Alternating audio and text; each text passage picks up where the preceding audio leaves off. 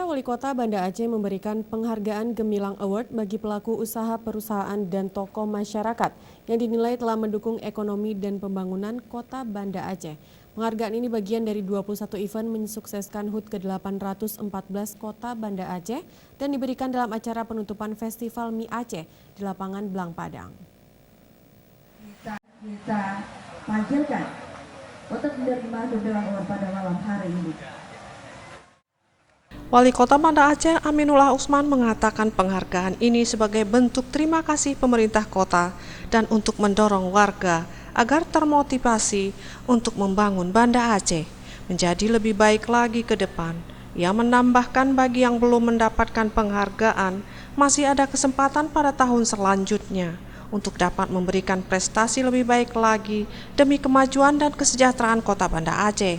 Adapun kategori yang menerima penghargaan yaitu kategori lembaga atau perusahaan yang berjasa dalam pengelolaan transportasi di Kota Banda Aceh, kemudian pariwisata dan mitra pariwisata Kota Banda Aceh, kategori hotel halal, kategori badan pengelolaan keuangan kota, dan hotel taat pajak, kategori kepada tokoh peduli olahraga, lingkungan hidup, kebersihan dan keindahan kota, serta kampung bersih.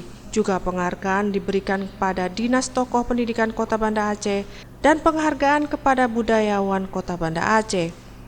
Penghargaan ini kita harap untuk termotivasi yang lain untuk bekerja lebih baik ya, dan juga untuk bekerja lebih baik, mengejar yang lebih berprestasi dan juga memberikan yang terbaik bagi Kota Banda Aceh.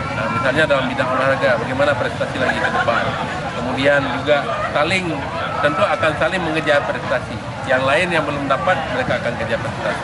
Jadi saya ucapkan selamat kepada mereka yang telah mendapatkan penghargaan dari Kota Banda Aceh tahun 2019 ini. Semoga Banda Aceh semakin gemilang di masa yang akan datang. Pada kesempatan tersebut, Wali Kota juga memberikan hadiah kepada juara Festival Mie Aceh.